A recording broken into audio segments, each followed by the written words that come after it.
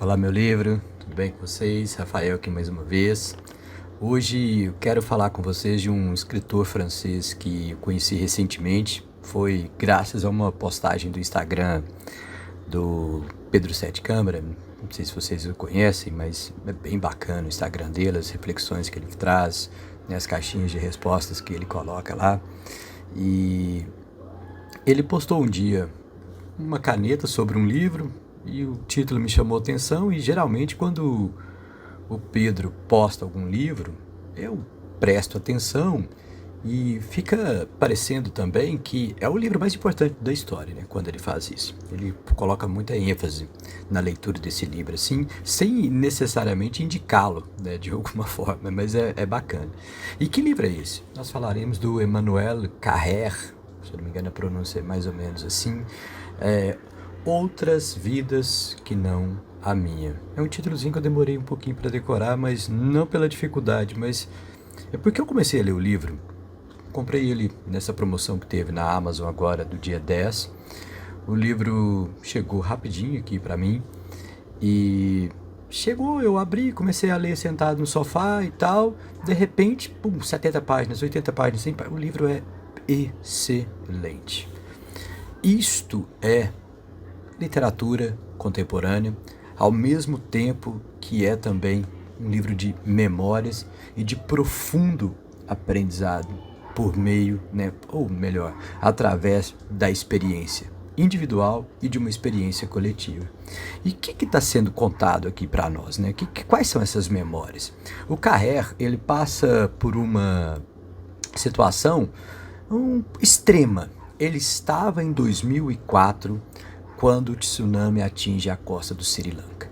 Então, imagine, a família dele que estava junto a ele não sofre nada, mas as pessoas que estavam ali no hotel e tal, as pessoas que ele conhecia nos bangalôs mais próximos da praia, tudo aquilo ali foi atingido e devastado pela grande onda.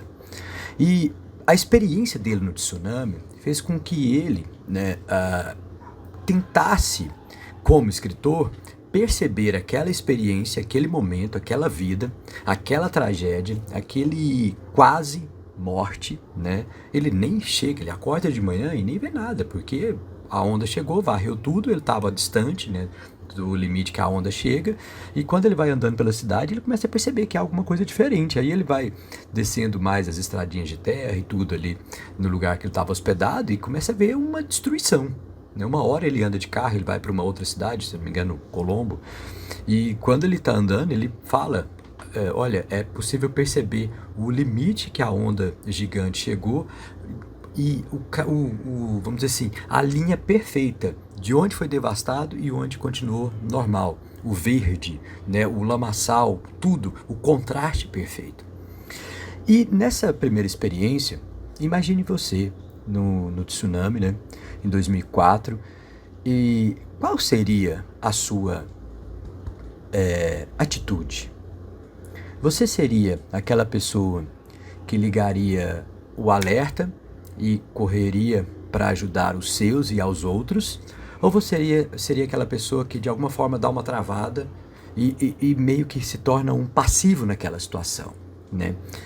E o Carrère é exatamente essa segunda opção, né? Ele vira esse cara que parece que o papel dele de escritor e de observar a experiência humana meio que o coloca naquela situação de estar sempre, né, como num papel de observador, distante. E a onda não o atinge. E ele, essa primeira parte é muito bacana, porque quando você começa o livro lendo esse relato, né, do que ele vai vendo, da destruição, de tudo que aconteceu, das mortes, dos corpos espalhados nas ruas, das pessoas correndo para lá e para cá, do cheiro que vai subindo aos poucos, horas depois da destruição, o cheiro de destruição, o cheiro da putrefação. Então, quando você está lendo o relato, é muito instigante, mas ao mesmo tempo você fica meio com raiva, porque o Carrère não toma uma atitude. Ele é um cara que sente inveja da esposa, porque ela foi ajudar outras pessoas, foi atrás. E a inveja não é porque ela foi, mas é inveja porque, tipo, aquele cara fez a minha esposa fazer tal coisa. E ele, né, quase ir para o Sri Lanka foi uma alternativa que eles encontraram como casal para tentar evitar uma possível separação. Então veja, nesse sentido, aquela experiência coletiva do tsunami marca o início dessa obra. E eu não sabia o que esperar, né? Eu pensei, vai ser um livro sobre tsunami, porque eu geralmente não leio sinopse, eu tento ir direto. E vai ser um livro sobre tsunami, todas essas experiências, ele voltando para a França, relatando isso, e depois essa experiência volta como uma onda, né? Tipo assim, não, caraca, eu quase morri, e agora? O que será de mim? E não é isso que acontece. Passa mais ou menos ali da página 50, 60, o tsunami vira uma coisa passada. Realmente, passou. Quando ele desembarca na França, ele já descobre, né, no Sri Lanka ele descobre isso, né, que a cunhada dele, a Juliette, está com câncer, novamente, e que a situação é gravíssima. Ela está à beira da morte. E o romance, ou melhor, as memórias, passam a partir de agora a contar a história da Juliette, é uma biografia, a partir dos relatos das pessoas que conviveram com ela. A irmã, a esposa, né, dele, o marido, Patrice, se eu não me engano, Patrice, o juiz, ela é uma juiz, daqui a pouco eu falo mais disso, o juiz que trabalhou com ela há muito tempo, o Etienne, que é o personagem mais interessante deste livro. Porque ele é como uma voz da lucidez e da própria experiência, certo? E é interessante como que o Carrère, ao conversar e escutar os relatos do Etienne e de tudo que ele passou com a Juliette lá como um juiz, né? Um juiz pequeno do interior da França e tal, nada de magistratura, nada de status social, assim como nós temos hoje no Brasil, né? A gente vê juízes assim, mas mais pela televisão, e que tomam decisões que afetam a vida de milhares de pessoas e decisões particulares que afetam a vida de milhares de pessoas.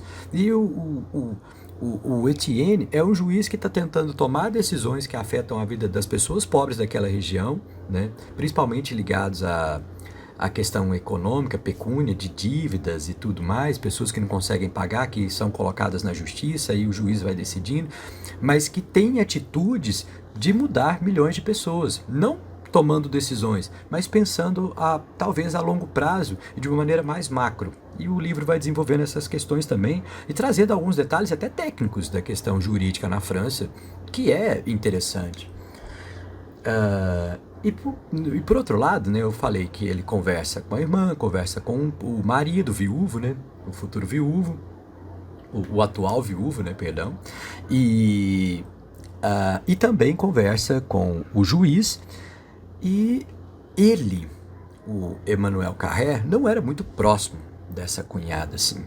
Ele a conhecia, claro, né, por um membro da família da esposa, mas ele traz um relatozinho rápido de que ela andava de muletas já antes do câncer que a matou, porque ela havia tido um câncer na infância, né, na juventude, na adolescência, no caso. E esse câncer, ela fez como é que chama?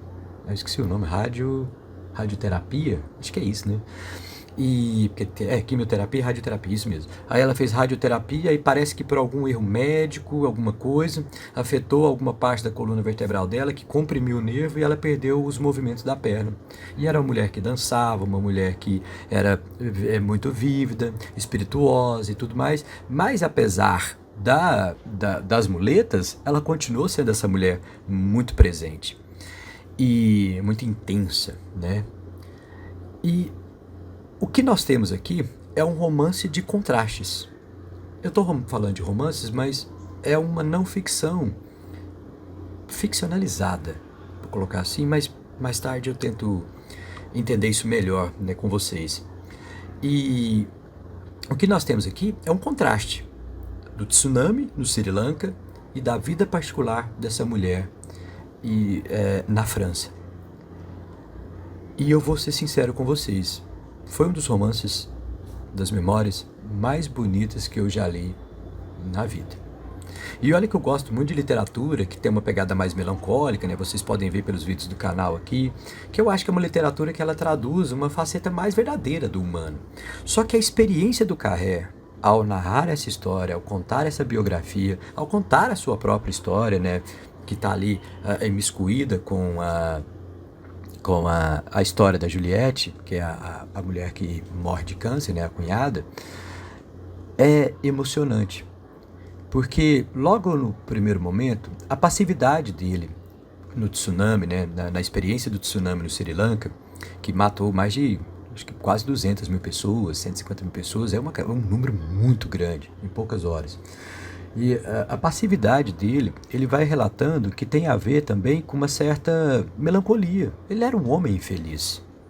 Ele era um homem infeliz e essa infelicidade não o impedia de ser amado, mas o impedia, ele fala isso quase literal, de amar, de aprender a amar, de gostar de amar. E ao voltar do Sri Lanka, ele faz uma promessa para si e para a esposa: olha, eu quero ficar com você para o resto da minha vida. Ele compra essa briga, vamos colocar assim, entre aspas. E comprar essa briga, né? Comprar essa briga consigo mesmo, com essa melancolia, com esse medo de viver, com essa vontade de insistir na construção do hábito. Ele conta aqui em alguma página que a versão dele do amor era que ele sempre acreditava que a pessoa que ele estava naquele momento era uma pessoa que estava preparando outra melhor que viria no futuro. Quantas pessoas do nosso meio não podem pensar assim também? Olha, eu estou aqui, mas isso aqui é passageiro, porque vai vir uma pessoa melhor. Mas isso não existe, porque é uma forma de soberba acreditar que o que temos nunca é o suficiente. Porque nós somos grandes demais para aquilo que nós temos na nossa realidade. E quando ele vai narrando a história da Juliette, quando ele chega mais próximo, fica mais íntimo das memórias das pessoas que estão próximas, que eram próximas a ela, do marido e do juiz amigo, ele vai percebendo que a vida ela é feita de pequenas experiências que vão moldando o hábito. Viver a vida, no caso aqui do Emmanuel Carrère, tem a ver com uma aceitação da condição humana. E que condição humana seria essa? De que as coisas não são como nós esperamos que elas sejam. E que as pessoas nunca serão o nosso duplo. Elas sempre serão outras pessoas, outra coisa além de nós. Né? E aí, nesse sentido, o livro é emocionante e vale a leitura, porque ele traz no seu bojo, vamos colocar assim, uma reflexão, que é uma das coisas que, como eu disse, que é um dos livros mais bonitos que eu já li, mas uma reflexão interessantíssima, eu ia falar muito bonita, mas é interessantíssima, sobre o câncer.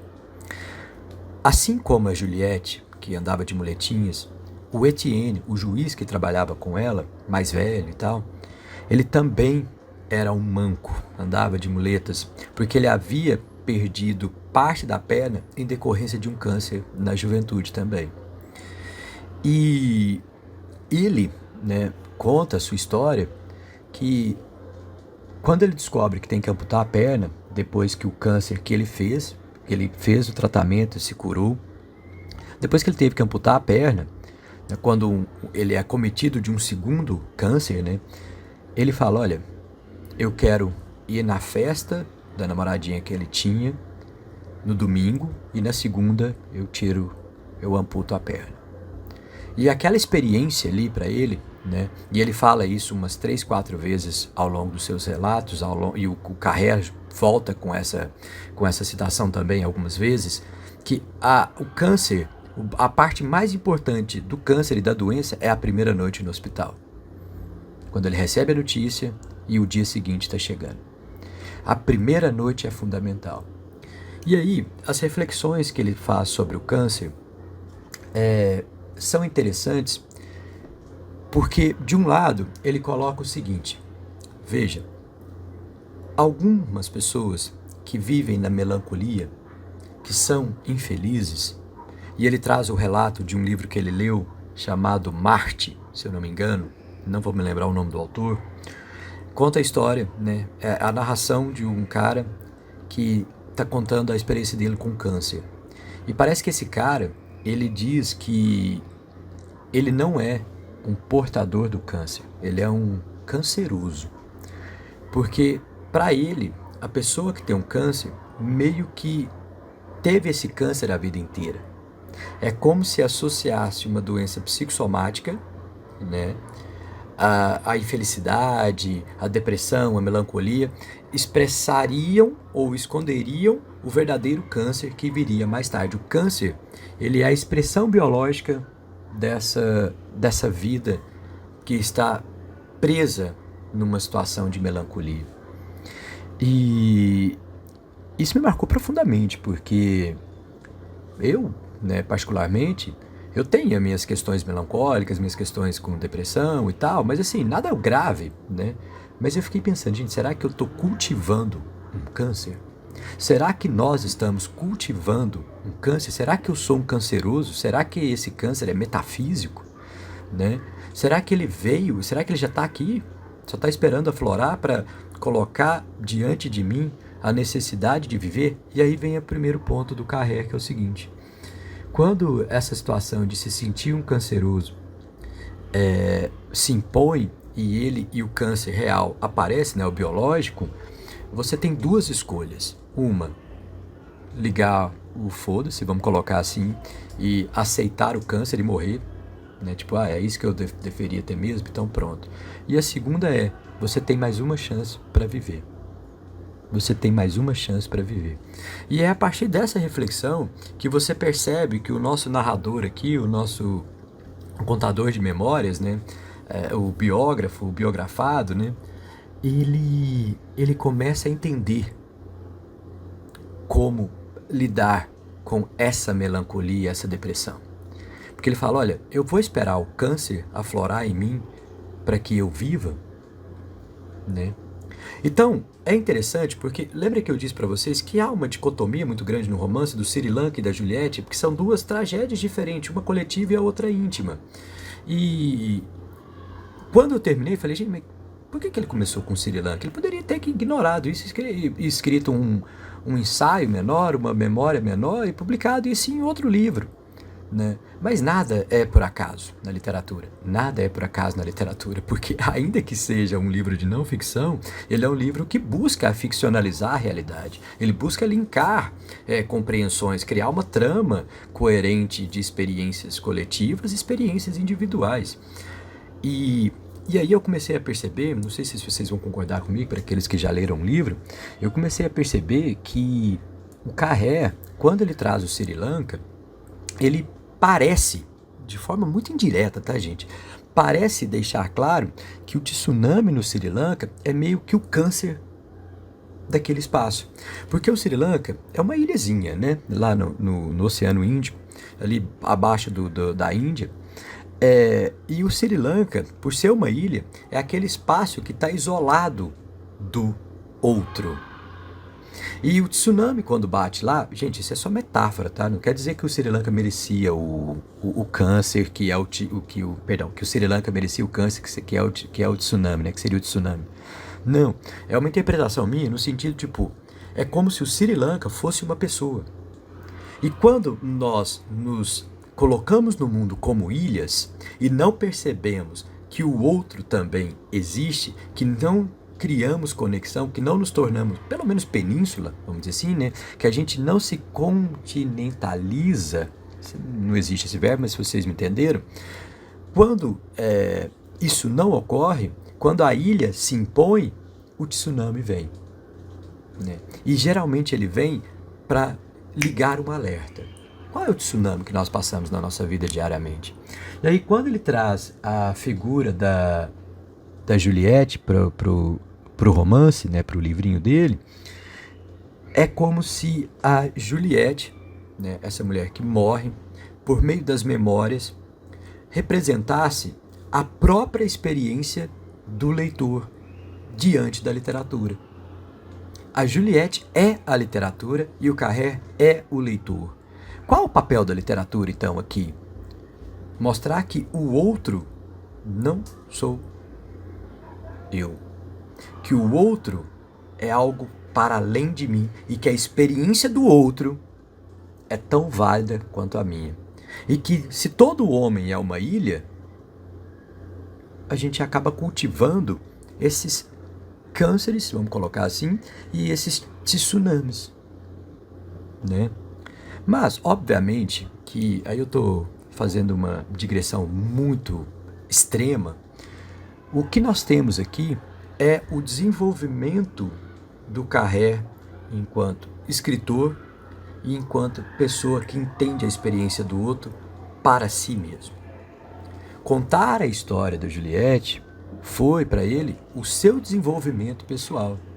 Nós, como leitores, acompanhando esse desenvolvimento pessoal, também faz com que nós tenhamos condições de crescer. E aí as meditações sobre o câncer, elas vão mudando ao longo do livro. Porque no primeiro momento que ele traz essa meditação de que o câncer sempre existe em determinadas pessoas, ele se pergunta, mas a Juliette não era assim. Por que ela teve 2 vezes? Porque os tsunamis acontecem de forma inesperada. Não é a questão de ser uma ilha. Nós estamos sempre predispostos a experiências extremas, às tragédias.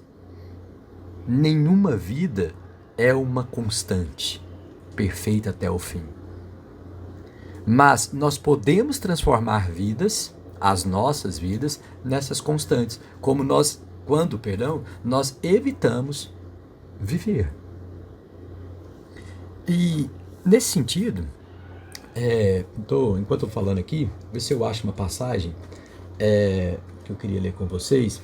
Nesse sentido, o livro ele mostra perfeitamente o desenvolvimento pessoal, né, através dessa dicotomia do tsunami no Sri Lanka e da morte da Juliette. E um ponto, por que a morte da cunhada, que não era tão próxima, marcou o Carré tão profundamente? E aí você, na leitura, você percebe que não é bem a morte que marca, mas sim o que sobra da morte.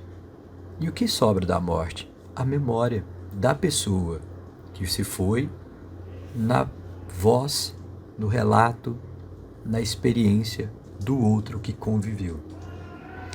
Então, a literatura faz esse papel desse arcabouço de experiências necessário para a humanidade. Nesse sentido, nós temos que nos prender ao romance no sentido de que ele não é uma obra que tenta trazer vamos dizer assim, uma narrativa que seja amarradinha, com coincidências muito bem escritas, com um projeto literário perfeito, porque quando Carré tenta contar as suas memórias, até que ponto nós temos ficção aqui inclusa? Esse Carré que tem esse desenvolvimento pessoal é o Carré real ou é o Carré escritor? Porque fica soando ao final, e aí vem meu único ponto, fica soando ao final que nós estamos diante de uma possível autoajuda, né? Mas não. O Carré faz um papel que é perfeito por ser um escritor, que agora eu tenho base para falar porque eu li pelo menos um livrinho, um escritor que tem o pulso, o controle quase impecável de lidar com realidade e ficção. Porque, diferente do Borges, que também faz isso, você lê o Borges e fala que isso é verdade? Mas você sabe que é pura ficção, mas ele consegue colocar na sua cabeça como se aquilo ali fosse uma verdade perfeita. Mas o Carré faz de uma outra maneira. Enquanto o Borges vai para a fantasia, vamos colocar assim, né, para o exagero, para o linkar o passado e o presente, para colocar a questão onírica no meio da realidade em que vivemos, o Carré ele deixa o relato dele com uma crueza tão impecável que parece que você está ouvindo aqueles relatos. Isso me remete também ao livro da Svetlana, o Vozes de Chernobyl. É como se ela desaparecesse.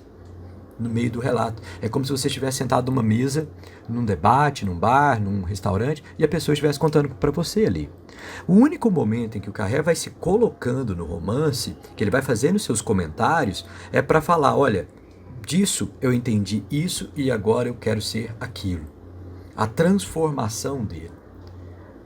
E ao momento que ele vai se transformando, você também parece que vai se transformando junto com ele. Você espera aquela transformação do homem que tem inveja no Sri Lanka para o homem agora que já tem acho que é uma filhinha, né, depois de todo esse imbróglio todo, já tem uma filhinha e já está curtindo a esposa dele de uma outra maneira, né, que já está vivendo. É o homem que deixa de ser ilha, certo? Então, eu estou tentando caçar a paginazinha aqui, mas eu estava com ela marcada, mas eu tirei o dedo de onde tinha marcado com a página. Mania de não... Aqui, achei. Página 104 da minha edição da... Como chama essa editora aqui? Eu nunca lembro o nome. Alfaguara, algo assim. Entre as pessoas que têm o núcleo fissurado e as demais, é como entre os pobres e os ricos. É como a luta de classes. Sabemos que há pobre que se viram, mas a maioria não se vira. E dizer ao melancólico que a felicidade é uma decisão é como dizer a um faminto que ela só precisa comer, porque ele só precisa comer brioche. Então, que a doença mortal e a morte possam ser para essas pessoas uma derradeira chance de viver, como afirma Pierre Cazenave, eu acredito nisso. E acredito tanto mais na medida em que, se é para confessar tudo, em certos momentos da minha vida, fui bastante infeliz para aspirar a isso. Então, veja, aqui você tem um elemento importante que é a confissão sem verdade não tem nenhum compromisso com a mudança.